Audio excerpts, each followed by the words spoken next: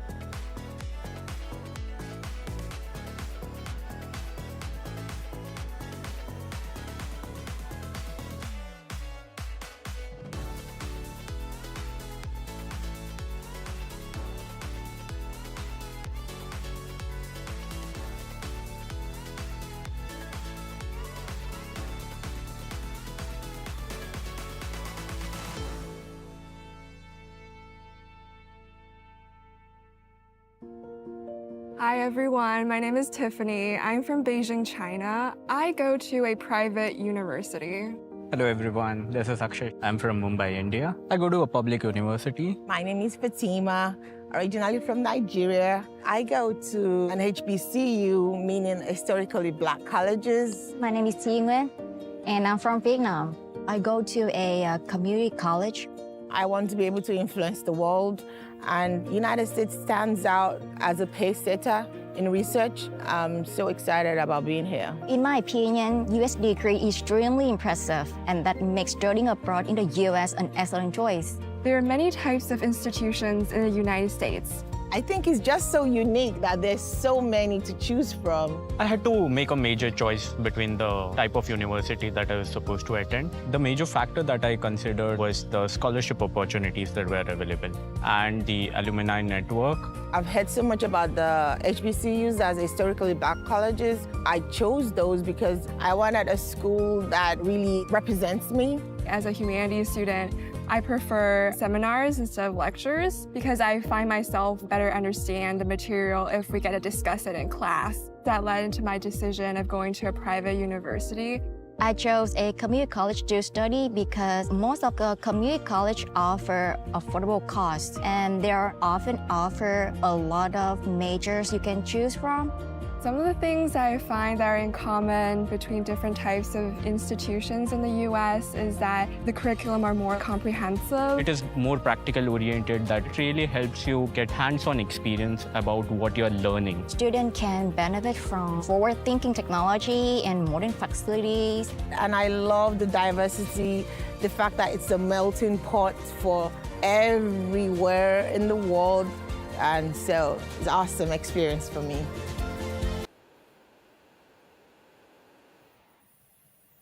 Hello, everyone, and welcome to our today's session. Welcome to January and welcome to 2025. We missed you guys, and we hope that you are excited for our upcoming webinars for January.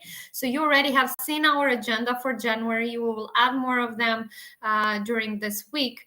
But today, we dedicated our webinar to credential evaluation. And first of all, I would just like to thank you once more for being with us, for growing our platforms, our social media platforms. We can see that there is a huge impact, and we can see that there is a huge engagement from you guys, and everything is because you are very interested and active in all the webinars that we are conducting.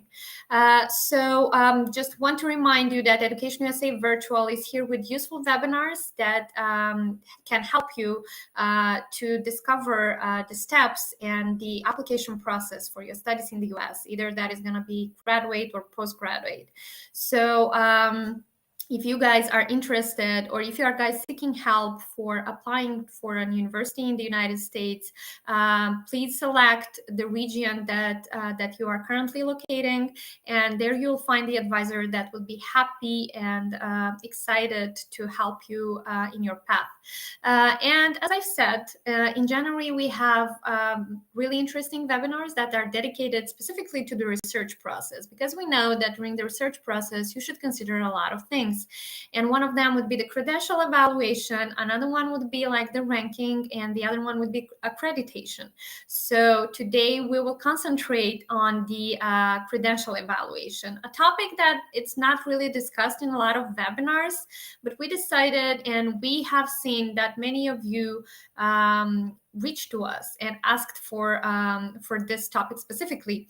So we have a special invitee. We have Thomas Merlot today with us. He's from the Northwest Missouri State University, and Thomas will help us to navigate through the process of researching the credential evaluation process, and what is that, and what do you guys would need to consider. Thomas, thank you so much for being with us today.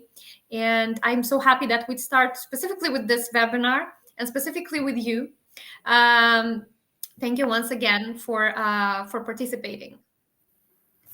Thank you, Alina. Good day, everyone. My name is Thomas Merlot. And before I jump too much into the presentation, I wanted to wish you a Happy New Year. I'm very excited. This is the first webinar for me this year. Good health and everything in all the good in your endeavors for the year 2025. So without further ado, what I'm going to do is I'm going to share my screen, and we can dive into credential and credential evaluation at U.S. universities.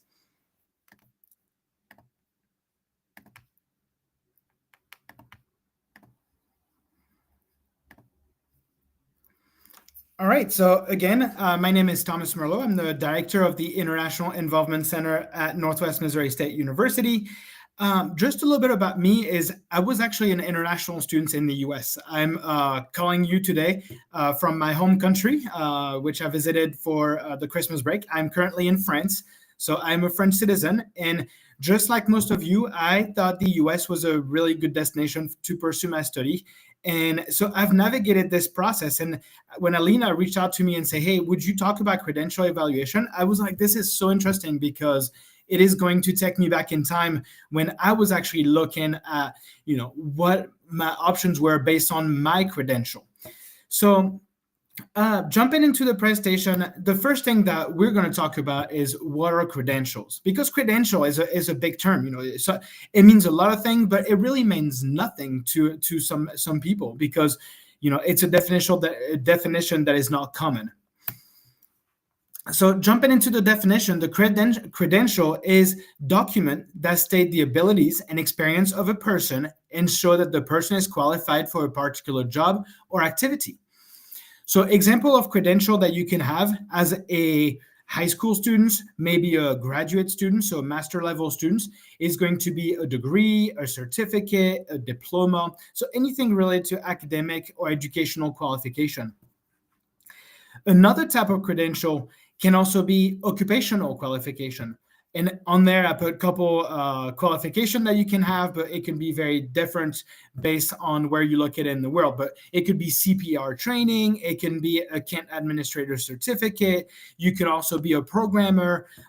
So any kind of certification that are based on what you do outside of what we could call co-curriculum. It could be work experience. It could be a recommendation letter that you've received. It could be an award, a medal, trophies, and it can really be much more when you think about all these things that you're doing on a daily basis. Ultimately, a credential could also be, helping someone cross the sidewalk. It's an achievement that nobody can take away from you. It's your personality. It's what's your trait of character. So again, when you look at credential, just kind of sit down for a minute or maybe close your eyes and say, okay, what did I do or what have I done that, people can't take away from me? It could be a study abroad. Maybe you did a week in a different country as part of a group tour. And all these things are defining who you are as a student and as a global citizen. Those are your credentials. I have credential, Alina has credential, and our credentials are very different. But ultimately, we want our credentials to be different because we're ultimately working in two different fields. Alina working with Education USA, me working for Northwest Missouri State University. So again, it is credentials are meant to create difference in our profiles. So the question is always, why do U.S. universities need my credentials? Well, the way when I was doing my presentation, I was trying to find something that was easy to understand. So when you apply at a U.S. university, you're really just a file on a computer. You fill out an application, and you have people like me or my colleagues at the university reviewing this application, but we don't really know who you are. We just know your name, where you live, your phone number, your email address, maybe where you went to high school, like the name of your high school, but we know nothing else. It's very interesting. So the way I see credential is when you're meeting someone for the very first time, like when you have those easy conversation. Oh, what'd you do in your free time? What did you do this summer? Or, what do you like to do? This is your credential. This is giving us information about who you are as a person, rather than just being a file on a computer. So what do my credentials say about me? Well, it could be an accomplishment that you've done in your studies. It could be a trait of personality. Like I said at the beginning, you could be volunteering at a homeless shelter or at a animal shelter. That shows that you're involved, that you're committed, that you care. But it can also show investment in your future. As I mentioned earlier, you may have traveled to different countries, you may play an instrument, and all this costs money. So you're investing, so that way you're different in your application to university, but in your future in general. And something that is very important to understand is that your credential do not fully define who you are. You are who you are. But credential, when you look at universities, they really focus on a certain period. You've done things all your life. So, those things are very important for you, but don't let them affect you. Like, just embrace what you've done and use them in the best of your abilities. So that way you get the best opportunities. And when we kind of transition into like why the university need that, is because ultimately there are different types of university in the US. The first type of school is going to be very selective, and they might want to know everything about you and why you'd be an asset for their program. Again, when we talk about, I heard Alina said that you're going to have a presentation about ranking. When you look about very high ranked schools, they're going to look for very specific profiles, and these profiles are going to be defined by your credentials. They're going to be defined by your academic levels. They're going to be defined by your extracurriculum, maybe by an instrument that you play, by some of the internship or some of the experience that you have working with companies, or some of the things that you've developed in your free time. So these are going to be the very selective schools. They're going to want to know everything about you. Then you'll have semi-selective schools, which is going to be more like Northwest Missouri State University, the university that I'm representing. And we're going to focus heavily on your academic, but we also want to know, what you like and what you do in your free time, because we do have services on campus that will allow you to continue and to pursue those activities and maybe some of those efforts that you've done. And sometimes they're community-based. So as I mentioned, the working with animals. Well, we do have a shelter that is near the university, and we'd be more than happy to put you in contact with that service so you can continue doing what you like and what you like to pursue in the future. And finally, you're looking more at open enrollment. Those schools, they don't really look at who you are. They're just going to base their decision on what you submit. So it might be just a transcript. They might not know more in depth what you're into. So those are the three different types of schools. Again, in the US, there's a school for everyone. It is important to find your fit whenever you select your school. If you don't do much activities outside of work, outside of the classroom, and you're not really involved, it's completely fine. This is your choice. Nobody should judge your choice. But an open enrollment school might be a little better fit than maybe a selective schools. On the other hand, if you're very active and you do a lot of things and you're an excellent student and you really commit to making a difference, maybe a selective schools might actually be a better option for you, because they might actually be looking for someone like you. So just that way, that kind of breaks down a little bit of the difference between credential and what U.S. universities are looking for. So then the question becomes, how do I submit my credential to U.S. universities? So as I mentioned, it could have been something that you've done in your free time. It could have been but there's ways to actually put that in place. Is the application. So when you apply to universities, there will be many different ways. Some university will have, like Northwest at the very beginning, we have our own application. So when you start the application, you will be able to upload all the documents that you have. And ultimately, if you look at, when you look at the application and the admission process, to be granted admission at a U.S. university, your credentials must meet the admission requirement, not the other way around. So, and that is unless open enrollment, of course. In other words, for example, you have a little bit lower academic profile, but you are very good in music. Well, this is what I'm talking about. The credential is you being very good in music. So you need to find a university that is going to be able to provide you that music support. If you're the other way around. So you have to meet the admission requirements, and not your credential have to be met by the university. So again, there's a lot of play around this. And not being admitted at a university has nothing to do with your personal accomplishment, but slowly because it is just not the right fit for you. I've also put on there Common App, and most of you, I'm sure you will be able to find that resource through Education USA. But Common App is another platform that is available that allows you to apply to multiple schools at once, where a lot of schools are hosted under this platform. But again, two different profile. You've got the schools that have their own application, and you have the Common App on there. So, but ultimately, your credentials are from your home country. So what should you do in a sense of like submitting those credentials? Well, credential evaluation is a different process. It depends on the credential that you're trying to send. The number one credential that you will have to send is the academic qualification. Every school will ask to see some kind of transcript, some kind of grades. They will want to know where you're at academically.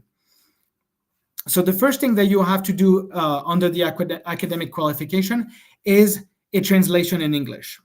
If you're currently attending an international schools, your school may actually be able to issue you transcript in English. I'm thinking of students that might be attending Cambridge school, or maybe a U.S. curriculum school, maybe Australian curriculum school. There are many American international school.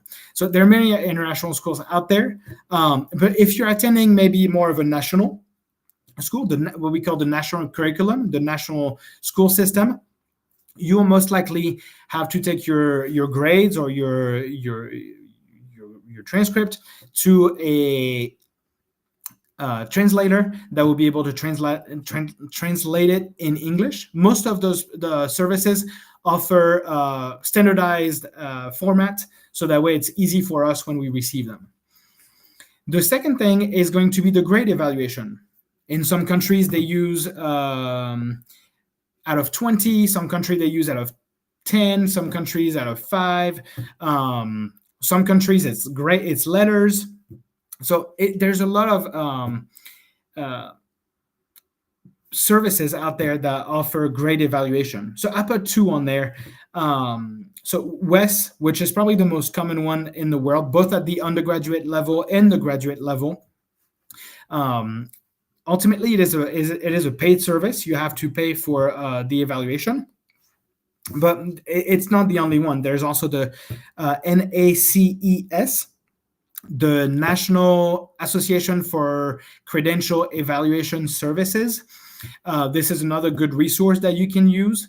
And again, I could have added a C, there, a D, an E. There are many out there. It really depends on what your school that you're applying to is asking.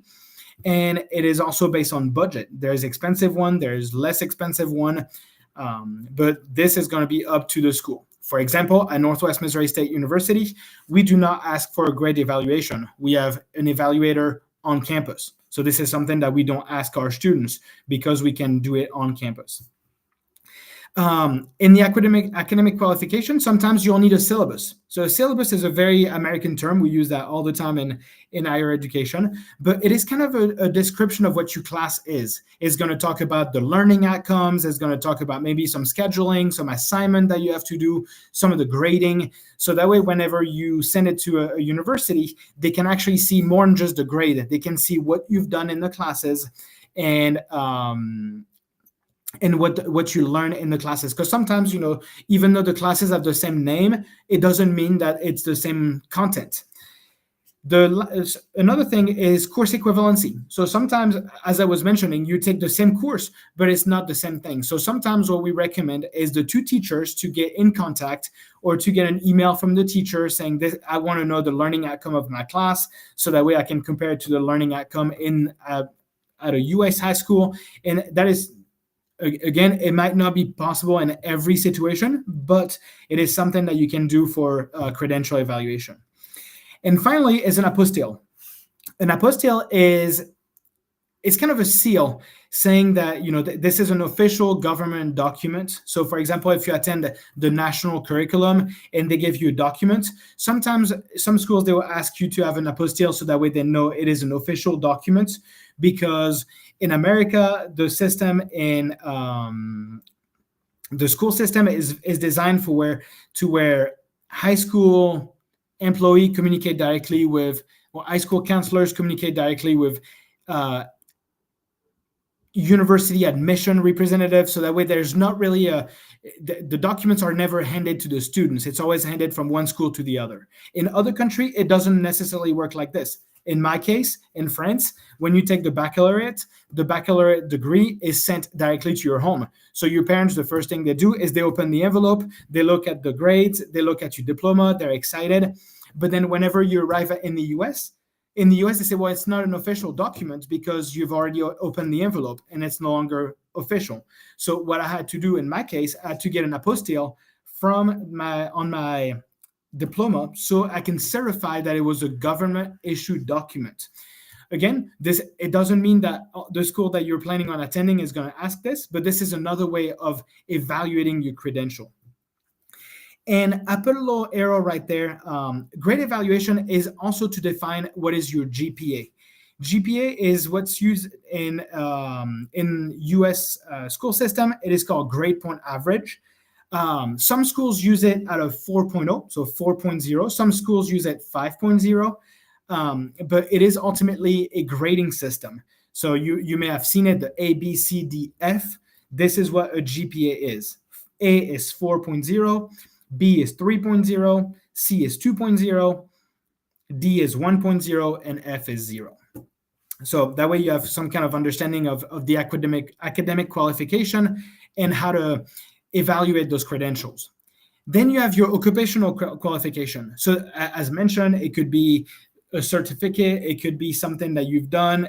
Maybe like I was thinking when I was doing the presentation, right now on LinkedIn, you have a lot of occupational qualification. If you're interested in the Microsoft suite, if you're interested in coding, you can do like those LinkedIn classes.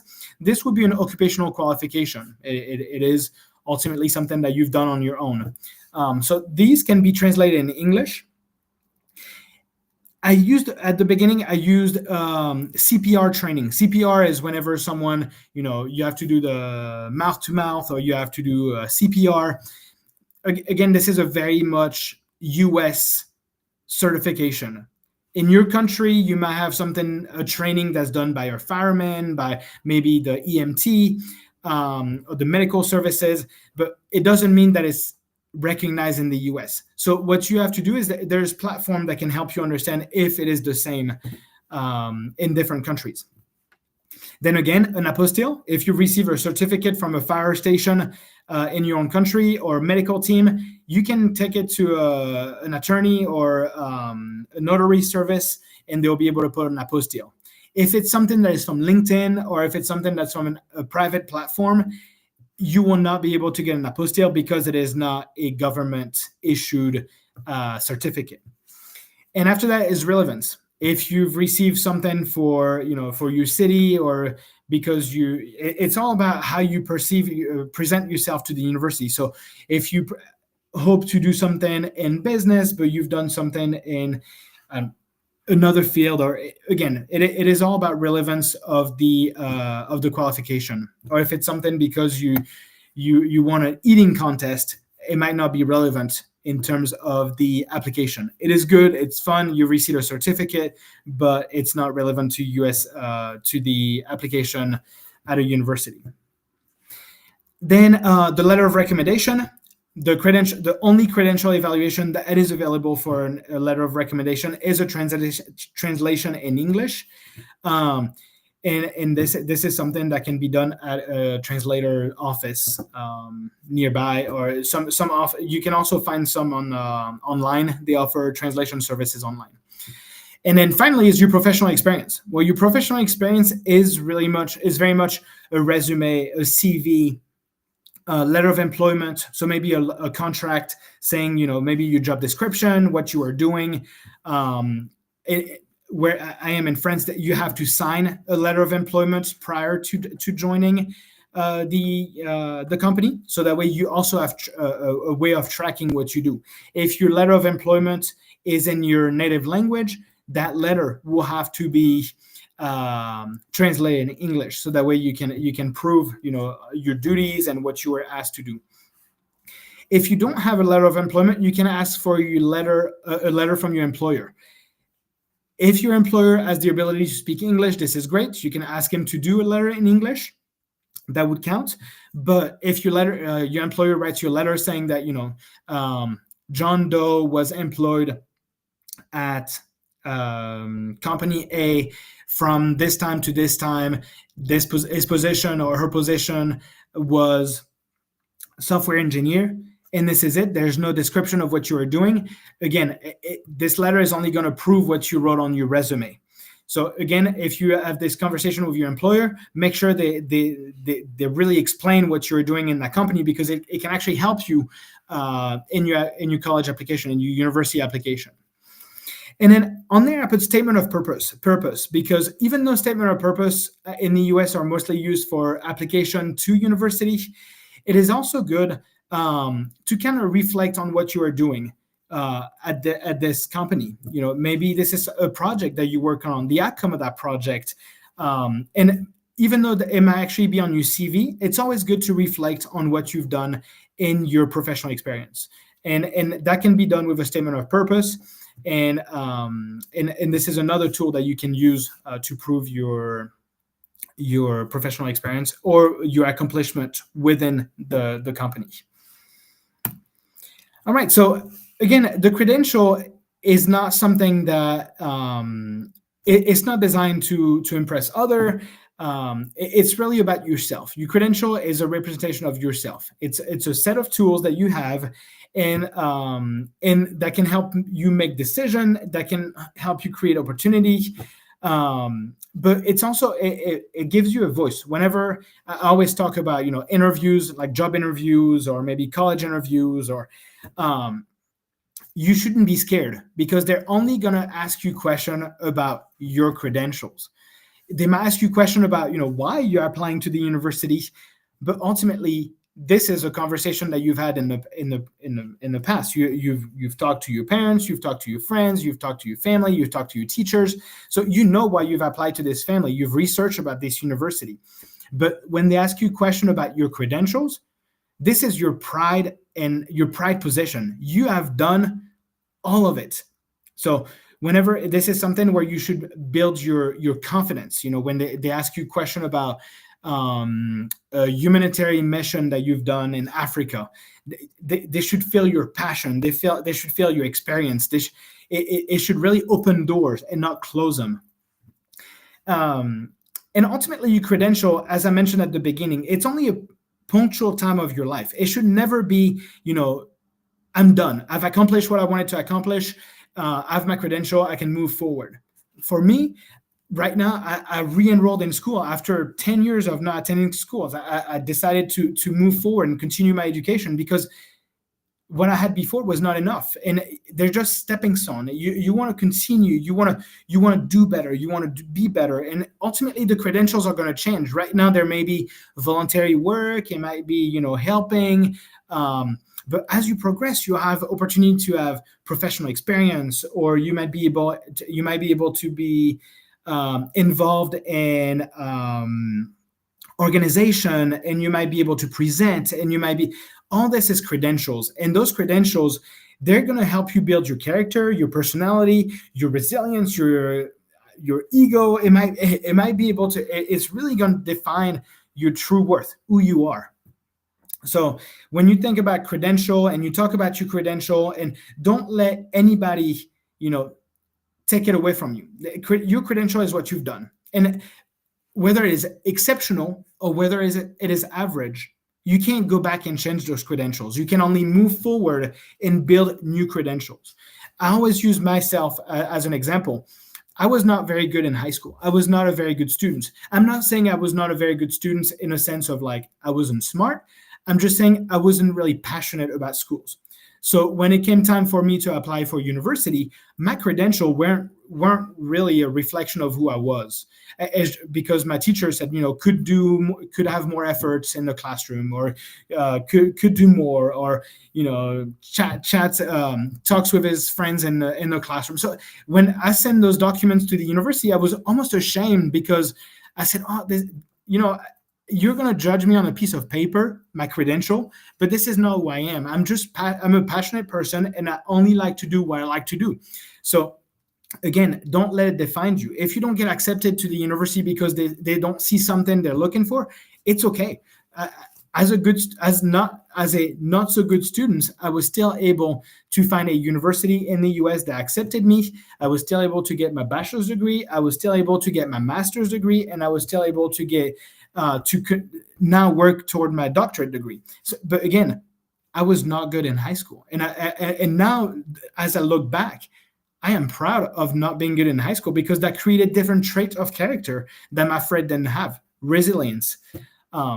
So definitely, when you think about credential, don't stress too much about it. This is who you are, but it is something that you're working toward. If you're hoping to achieve high goals, give yourself plenty of opportunity to set high credentials. If you, just like me, if you're a passionate person, I was passionate, I like sports, I like all these things, those were my credential. And I needed to find a school that accepted my credential and accepted me for who I was. So definitely keep that in mind as you think about your credentials. So when do my credential get me at Northwest? It's good to have credential. We talk about credential and all those beautiful things that you have and the amazing thing that you've done, but what does that get you? And right now I'm using Northwest as an example. Other universities will have different opportunities for you. So at Northwest, your credential don't only grant you admission, but they grant you scholarship. We've built our scholarship model on credentials. And the number one credential that we base ourselves on is academic merit. So what do you need to have scholarships at Northwest? You need to have a minimum of 2.75 GPA. That is one of the requirements that we have based on your credential.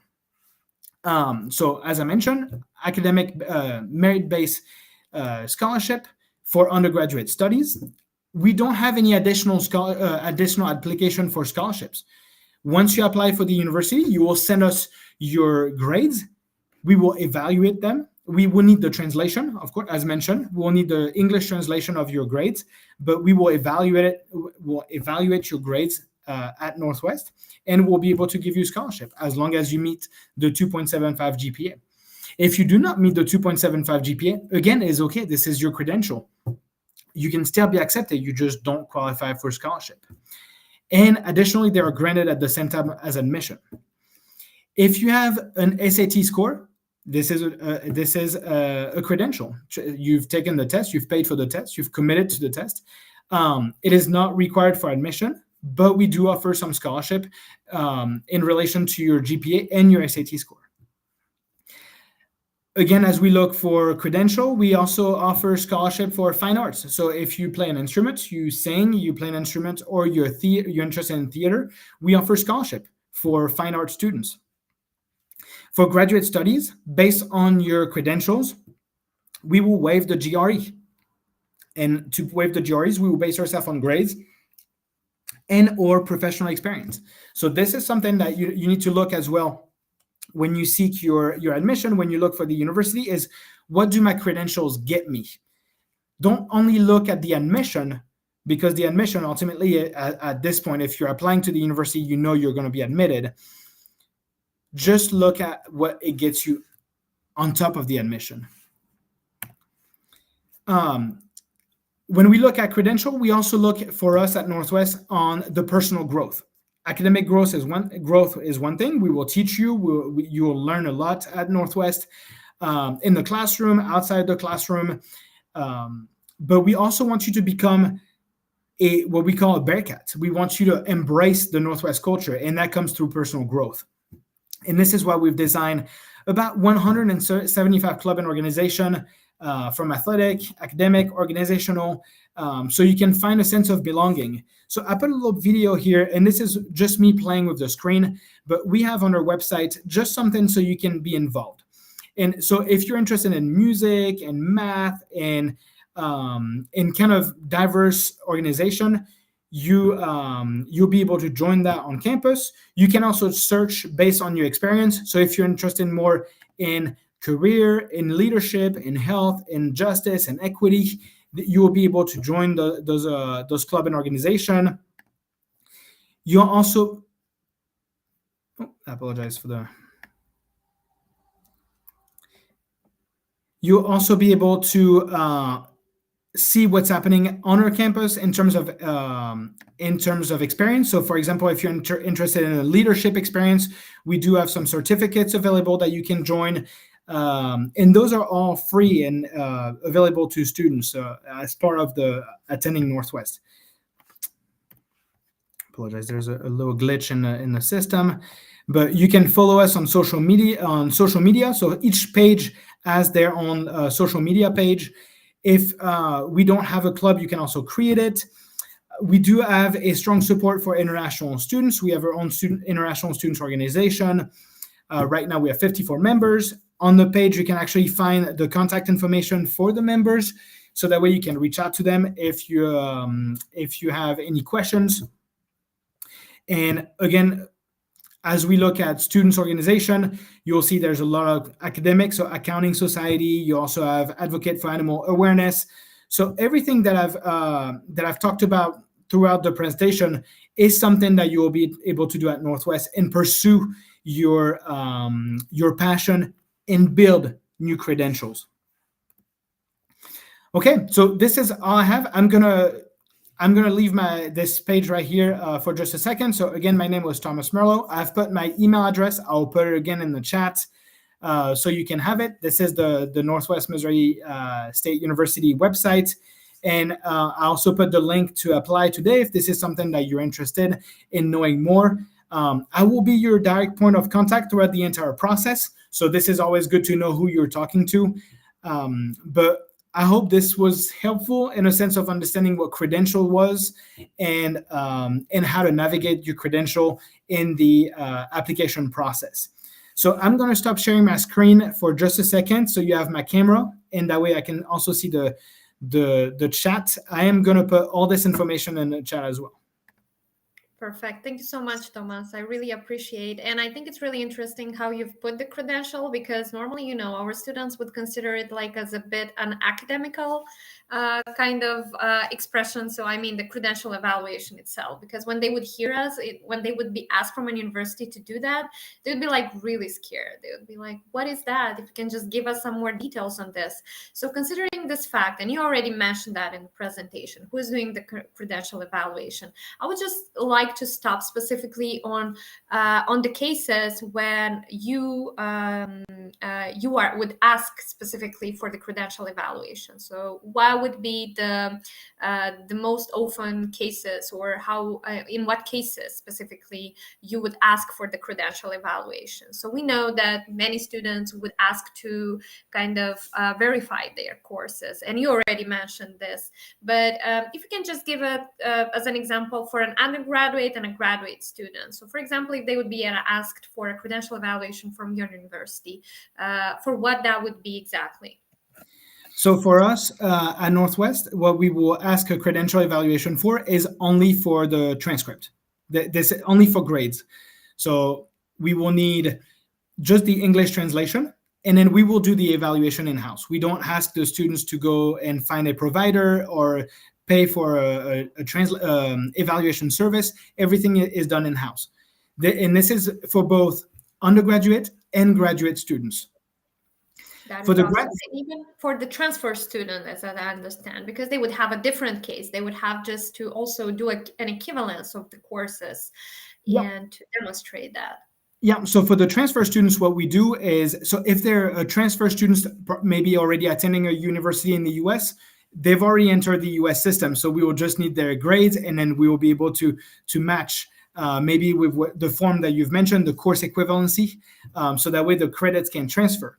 If they start the university in their home country, we might need some additional documents to make sure we understand exactly what we call the learning outcomes of the class. Because as I mentioned, sometimes the classes are very similar. I'm going to take, for example, history. You can take history in one country and history in the other, and the name of the course is the same. But in one country, you will learn one country's history, and in the other, you will learn the other country's history. So ultimately, the learning outcome is not the same, but the class is designed for you to learn about history. So I think this is kind of why we have that need for the either the syllabus, what we call the syllabus, the course description, or the course curriculum kind of, or the curriculum. Correct. Right. Yeah. Mm-hmm. Okay, thank you so much. That explains a lot. Also, also another thing that I would like also to highlight on the credential evaluation.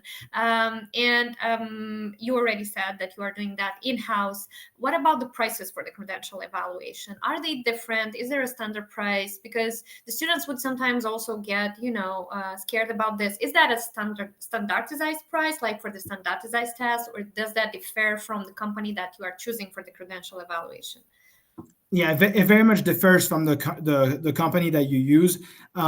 Wes, and again, I'm not here to make any publicity for any company. Right. There is no financial benefit for me or for Northwest to advertise for this company. But Wes has really made its name in that platform, in that space.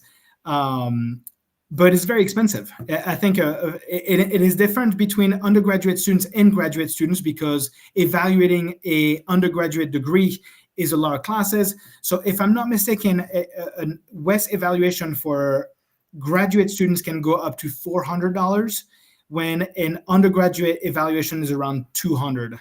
Between 75 to 200 based on the services. And that's very much the rainbow in terms of different services. But usually I tell undergraduate students, if you're applying to a university that requires you to have an evaluation of transcript done by a third party, it's going to be between $50 to $200. For graduate students, between $175 to $500 based on your academic profile. Thank you so much for the details. That also explains a lot, because the students would also get confused because they wouldn't consider those costs when they would do their applications, and sometimes you would be asked for that. So you guys in the research process, you should also evaluate this option in case if you will be asked for the credential evaluation. If you don't mind adding, because we do ask the English translation of the transcript. And when you look for a translator in English, if you need to translate your documents in English, which is part of the credential evaluation, make sure you find someone that's not going to translate word by word. We don't need to know every word on your transcript. We don't need to know the address of your school. We just need to know the grades, the classes that you took. And if you look online, there's standardized formats that they can use for English translation for transcript. So make sure, and again, I'm not saying, don't be scammed, but be very smart. You will need every dollar possible when you go study in the US. Be very conscious of how much money you spend on those services. I'm very cheap when it comes to the services, so I always find the best option and the best price, in a sense of I don't need everything on that transcript. We don't really need for at least at Northwest, we don't need to know what the teacher said about your grade. We just need the grade and the classes that you took. And as I assume, and we have seen that in a lot of cases, the credential evaluation were mostly asked for the students who've, for example, finished their bachelor degree in one major, and they would just go for another major for their postgraduate degree. Or, for example, they would be a transfer student. For them, it's really struggling because they would have to ask the transcript from the university or from the institution, and then they would just have to do a credential evaluation because maybe some courses wouldn't be the same, or or the new university that you are applying for, they would just need to know more information on the curriculum that you've did specifically at that university. And we can see that for the students which would do, for example, which will finish nowadays their bachelor degree, they wouldn't need to do specifically the credential evaluation because everything is kind of done into the format that is requested from the universities. So I think the students who are applying not in their freshman year, it's going to be maybe sometimes more difficult specifically for them. Am I right or not? If you can just correct me here. Yeah, very, very much so. Very much so. Yeah, do what you're asked to do. Don't overdo the process. It's already a lengthy process in some cases, so make sure you're efficient, money-wise, but also time-wise, because it can be very timely as well. And I wanted to add that some of the graduate students that might be on the video right now, they might need a little bit more, because graduate studies, sometimes students, after their undergraduate studies, they decided to go to work, or and sometimes, so we do see a lot of difference in academic profile, which is not bad. Don't think that because you stopped the university and you decided to go to the workplace, you're no longer a good candidate. You're just as good. Now you have professional experience, and universities are looking for this. For us at Northwest, we are thriving for professional experience, because ultimately when we have you in the classroom, you bring a completely different perspective, a more practical perspective, and we can really use your professional experience to help the one that have not had the professional experience. So again, that's going to be a different credential. You might need to have some translation, you might need to have a CV, you might need to have some of that, but graduate students, it is very important. Don't discourage yourself because you have a unique academic profile. It is actually an asset for U.S. University. Thank you so much for adding it. Even though for those who are on their undergraduate degree and they, for example, finish their bachelor degree and they would like to take another bachelor degree from an institution in the United States, and they would have to take a gap year or 2 gap years, that's also not the situation when you have to be desperate about that and you have to to be down on that. So yeah, for sure you will have a situation when you will be accepted. We have a lot of students that intended to apply a lot of times and they finally got accepted. So yes, sometimes this is even a plus. Okay, thank you so much, Thomas. I really appreciate. Thank you so much, guys, for being today with us. In case if you will have additional questions after we finish with this video, please submit them in the chat, or you can email us. You have our email address on our website, and in case if you will be interested, we can also put you in touch with Thomas for additional questions. Thomas, I really appreciate your time. I really appreciate your presentation. Thank you so much for the useful information that we've got today. For everyone else that have been today with us, thank you very much for joining us. I wish you still happy holidays, because some of us are still celebrating, and I wish you a happy new year and a good and a fresh start. And please stay tuned, watch our videos, inform yourself, and ask the questions. Please submit them in advance. We'll do our best to provide one of the best topics, best answers, and best speakers, like today, for example. Thank you once again, Thomas. Bye, everyone. Bye-bye.